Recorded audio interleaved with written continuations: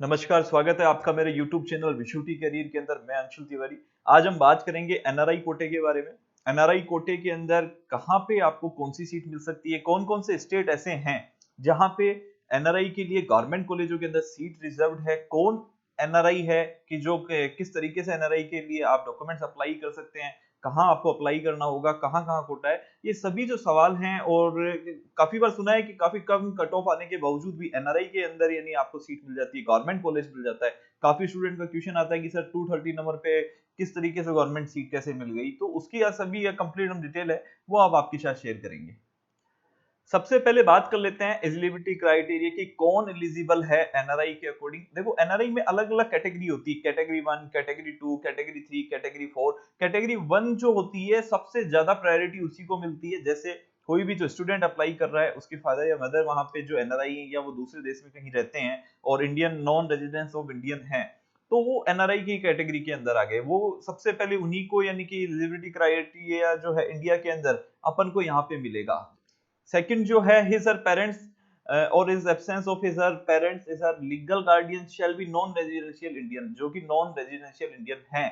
ये category A के अंदर आ गए जो कि इनको सबसे पहले प्रायोरिटी मिलेगी।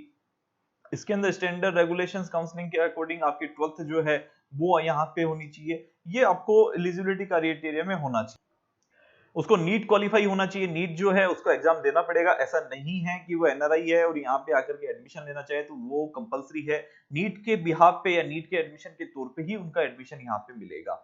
डॉक्यूमेंट्स अगर बात करें तो 17 ईयर उनकी एज होनी चाहिए। ये एलिजिबिलिटी क्राइटेरिया यहाँ पे एनआरआई के लिए। सबसे बड़ी बात होती है सर कौन एनआरआई है, कौन यानी कि एनआरआई के लिए अप्लाई कर सकते हैं। तो उसके लिए रिलेशंस काफी तरीके से बन सकता है। अगर आपके कोई यानी फैमिली के अंदर हैं, आपकी मदर के साइड से हैं, आपके जो मामा हैं या फिर आपके चाचा या फिर मतलब ब्लड रिलेशंस जिनसे भी है, वो सभी एनआरआई कैटेगरी में आते हैं। अगर आप वहां रहते हैं और वो अगर आपकी फीस का स्पॉन्सर कर सकते हैं, फीस के लिए आपको स्पॉन्सरशिप कार्ड दे सकते हैं कि भाई हाँ मैं इसकी फीस के लिए स्पॉन्सर करता हूं, तो आप भी एनआरआई कोटे के अंदर अप्लाई कर सकते हैं।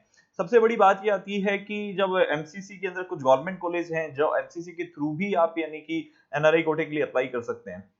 हर स्टेट मोस्टली स्टेट ऐसे हैं जहां पे प्राइवेट कॉलेजों के अंदर भी एनआरआई कोटा है, लेकिन वहां पे फीस देखी जाए तो as per comparison to government college की जो एनआरआई फीस है उससे यानी कि 1.5 मल्टीप्लाई है या फिर 1.5 गुना 2 गुना फीस भी यानी कि चार्जेजेबल है। क्या-क्या डॉक्यूमेंट्स आपके पास होना चाहिए अगर आप एनआरआई के लिए अप्लाई करना चाहते हैं? तो सबसे पहले आपके पास में डॉक्यूमेंट्स क्या-क्या होने चाहिए? आपको एम्बेसी का सर्टिफिकेट रिक्वायरमेंट रहेगा। एम्बेसी सर्टिफिकेट जहां भी जिस भी कंट्री में है, सपोज दैट आप यूएसए में हैं तो यूएसए का एम्बेसी सर्टिफिकेट आपको रिक्वायरमेंट रहेगा कि आप वहां पे हैं। या फिर आपको कोई इलेक्ट्रिसिटी बिल हो गया या फिर रेंट पे हैं आप वहां पे, तो आपको वो एक अलग से डॉक्यूमेंट्स आपको रिक्वायरमेंट रहेगा। आपके जो पासपोर्ट है उसको पूरे यानी कि कंप्लीटली फर्स्ट पेज से लेकर के लास्ट पेज, चाहे वो ब्लैंक की पेपर क्यों नहीं है उसमें, उसकी भी आपको कॉपी चाहिएगी। वो भी यानी कि जो होनी चाहिए अटेस्टेड होनी चाहिए, नोटराइज होनी चाहिए। नोटराइज कॉपी ही आपको रिक्वायरमेंट रहेगी। इंडियन आपको इंडियन रेजिडेंसी का भी प्रूफ आपको देना पड़ेगा, ये भी आपको एक रिक्वायरमेंट रहेगा। और अगर आप एमसीसी के लिए अप्लाई करेंगे तो एमसीसी के लिए सभी पहले डॉक्यूमेंट्स आपको प्रिपेयर करने के बाद में हमें वहां पे एमसीसी में मेल करना होता है। मेल करके फिर हम एमसीसी के अंदर जो है अपनी कैटेगरी जो है वो चेंज करवाते हैं, क्योंकि यहाँ पे एनआरआई कैटेगरी एप्लीकेबल होता है। यहाँ दूसरी कैटेगरी कोई भी यानी कि अलाउड नहीं होती है, चाहे वो जनरल में हो या किसी में भी हो। तो हमें सबसे पहले अगर आप एससी से हैं या अदर कोई कास्ट से हैं या जनरल से हैं, तो हमें कैटेगरी जो है ना वो एनआरआई कन्वर्ट करने के लिए हमें वहां पे मेल करना होता है। मेल करने के बाद में वहां पे जब हम अप्लाई करते हैं तो एक एनआरआई का ऑप्शन होता है, एनआरआई पे हम क्लिक करेंगे, उसके बाद में ही हम आगे प्रोसीड कर सकते हैं।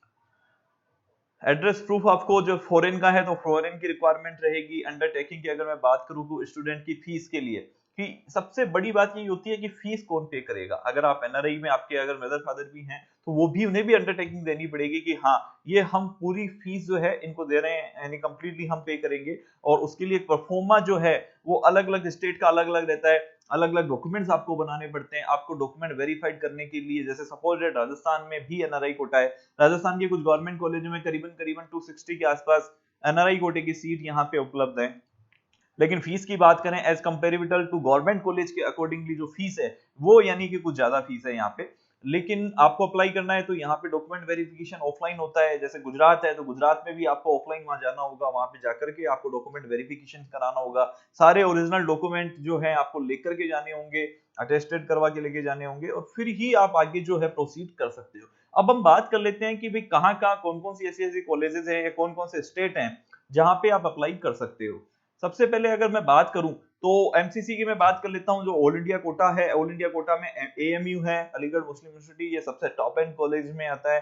गिनती जो होती है इनकी, इसके अंदर जो टोटल सीट है एनआरआई की 5 सीट्स यहाँ पे हैं। अगर मैं कट ऑफ की बात करूं तो हमेशा कट ऑफ जो रहती है वो हाई रहती है, 579, 580 या 590 तक भी यहाँ पे चला जाता है, क्योंकि सीटें कम होने की वजह से और टॉपेस्ट कॉलेज होने की वजह से यहाँ पे कट ऑफ हमेशा हाई रहती है। फीस की बात करूं, $1 लाख यहाँ पे फीस है। एमसीसी के थ्रू ही इसके अंदर आप अप्लाई कर सकते हो और कोई दूसरा ऑप्शन नहीं है।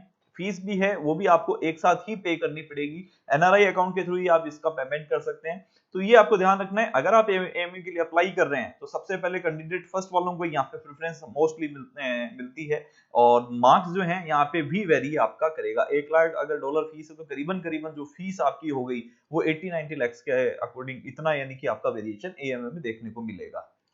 बात की जाए जिपमर की, जिपमर भी यानी कि one of the toppest college है। अगर ऑल इंडिया कोटे के थ्रू हम अप्लाई करते हैं तो जिपमर आज से पहले अपना खुद का भी एग्जाम लेता था जिपमर, लेकिन नीट लगने के बाद ने इसने कंपलसरी कर दिया है कि नीट के थ्रू भी रहता है। लेकिन हमेशा अगर जिपमर गवर्नमेंट कोटे की भी मैं कट ऑफ देखता हूं तो 680 प्लस ही हमेशा रहती है, 670 प्लस ही रहती है। तो टॉपेस्ट कॉलेज होने की वजह से सीट यहाँ पे एनआरआई कोटे के 6 हैं।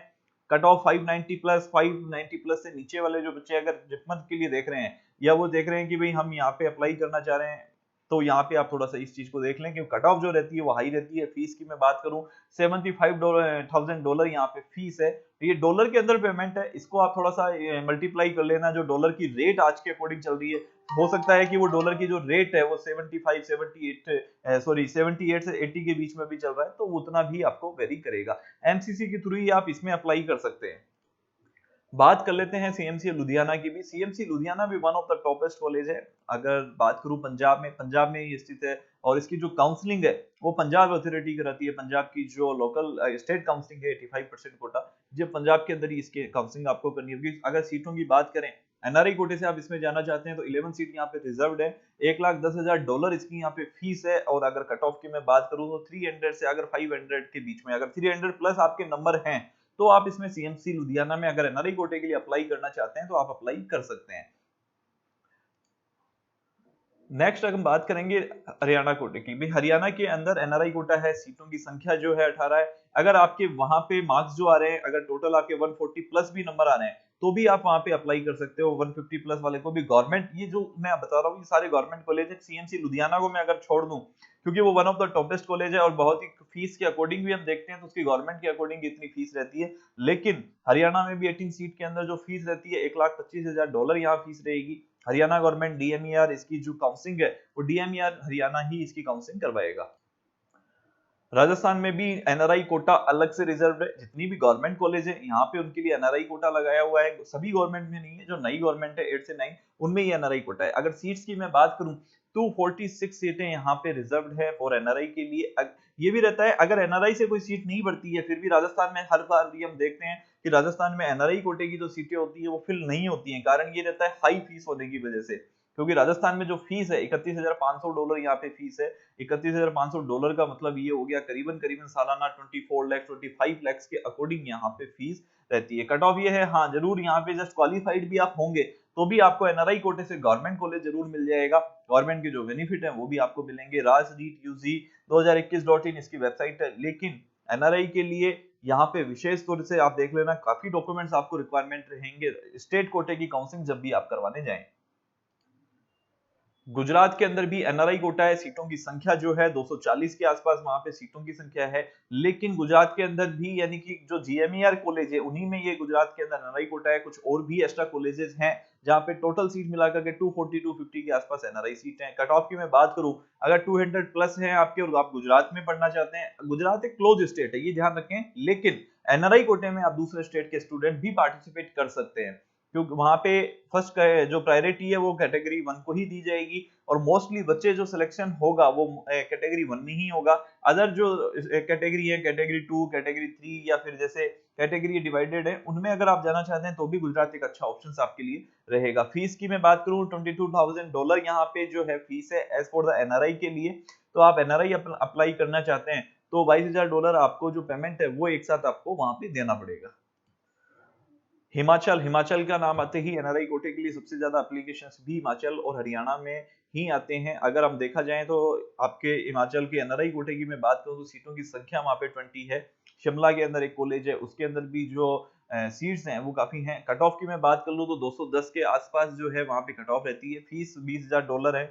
और ओवरऑल अगर मैं फीस की बात करूं तो हिमाचल में फीस भी यानी कि सही रहती है गवर्नमेंट कॉलेज में, लेकिन कट ऑफ का वहां पे फ्लक्चुएशन हमेशा देखने को मिलेगा। हाई कट ऑफ 585-90 तक भी बच्चे को हाई कट ऑफ वहां पे एनआरआई कोटे पे चली जाती है। आप दूसरे स्टेट के हैं और फिर भी हिमाचल में अप्लाई करना चाहते हैं तो एनआरआई से आप यानी कि दूसरे स्टेट में जाकर भी अप्लाई कर सकते हैं।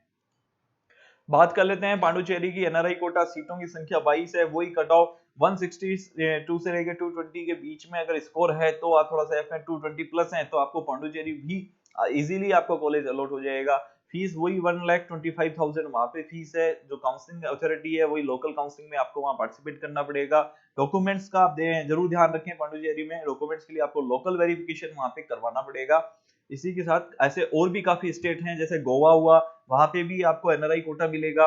और भी एक दो जितने भी प्राइवेट हैं, केरला हो गया, कर्नाटका हो गया, यहाँ पे प्राइवेट कॉलेज है वहां पे भी एनआरआई कोटा है, लेकिन फीस जो है यहाँ से ज्यादा है। धन्यवाद। एनआरआई कोटे से संबंधित और भी कोई आपको जानकारी चाहिए तो हमारे टोल फ्री नंबर जो है आप उन पे कॉल कर सकते हैं। वहां पे हमारी जो टीम है आपको एनआरआई कोटे से रिलेटेड क्या क्या आपको डॉक्यूमेंट्स बनवाने पड़ेंगे, कैसे आप अप्लाई कर सकते हैं, बाहर से आपको जो एम्बेसी से डॉक्यूमेंट्स क्या बनवाने हैं उसके लिए भी हमारी टीम गाइड करेगी। Thank you.